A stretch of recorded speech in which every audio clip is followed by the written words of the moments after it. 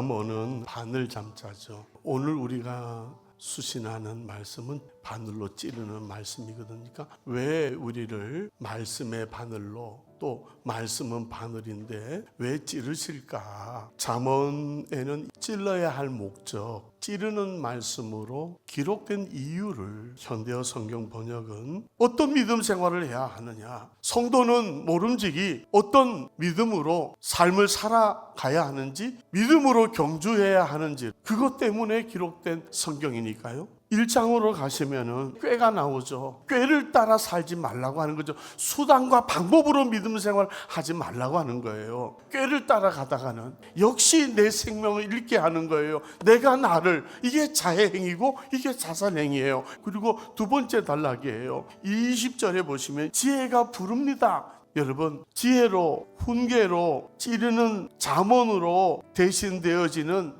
하나님의 말씀입니다. 이 말씀이 길거리에서 우리를 부를 때 어떻게 살아야 되느냐? 어리석은 자, 거만한 자, 미련한 자는 지식을 미워한다고. 지식의 하나님의 성령의 은사의 말씀을 미워해서는 안 된다는 거죠. 이거 미워하고 듣기 싫어하고 돌아보는 자가 없고, 왜 교훈을 멸시해? 낮게 여기고 하찮게 여겨. 그렇기 때문에 지혜의 권면에 무관심하고 응답하지 않는다는 거예요. 그러면 그 결과가 재앙과 두려움과 슬픔이 광풍과 폭풍처럼 임할 수밖에 없고, 이건 역시 자기를 죽이며 자기를 멸망시키는 일이에요. 그 말씀을 들을 때 우리로 하여금 노래하게 하신다. 그 말씀에 참여할 때 하나님이 보장하신다는 거, 이거 시편 138편에서 우리가 한 말씀 아닙니까? 근데 이제 잠언은 거기에 해답 안 해요? 어떻게 살아야 할지를, 꾀와 수단을 무관심을 포매팅하는.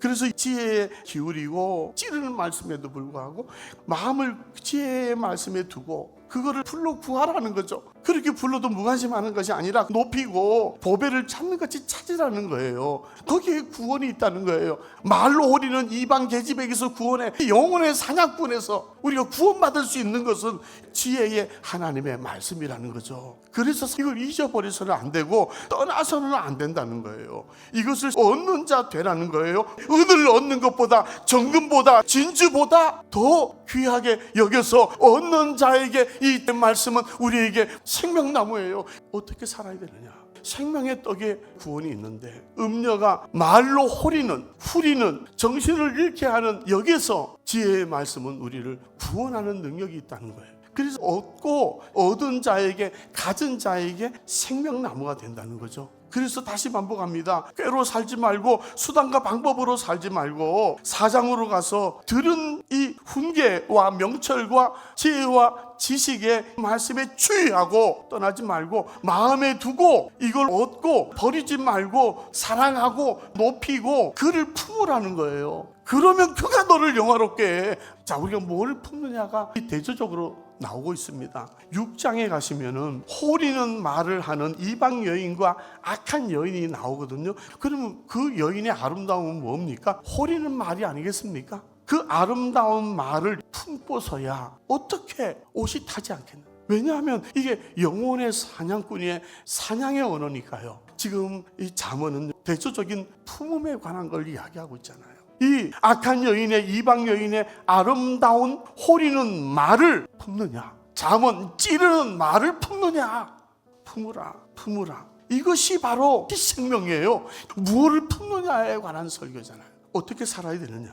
찌르는 말씀을 품는 믿음 생활, 믿음의 경주를 하라. 지혜 있는 자로 살아가라. 구부러지고 삐뚤어진 말, 이것은 버리고 멀리해야 되고, 음녀의 꿀을 떨어뜨리고 기름보다 미끄러운 음녀의 말이죠. 이 말은 결국 우리가 멀리해야 될 이유가 우리를 죽게 하고 망하게 하는 이 결과를 가져오기 때문에 꿀과 같은 음녀의 말이고, 기름보다 미끄러운 화술에 뛰어난 언어라도 이것은 멀리해야 돼. 결국 우리에게 올가미가 되고 덫이 되는 것은 말을 반복하고 있는 겁니다. 있다. 그리고 7장에 음녀의 고운 말과 호리는 말, 기름 바른 말, 꿀 바른 말, 거기에 죽은 자가 허다하다. 그래서 8장에 어떻게 살아야 되느냐? 어리석은 자, 미련한 자 되지 말고 하나님의 지혜의 말씀을 찌르는 말씀이라 하더라도 사랑하는 자, 간절히 찾는 자, 지키는 자, 기다리는 자,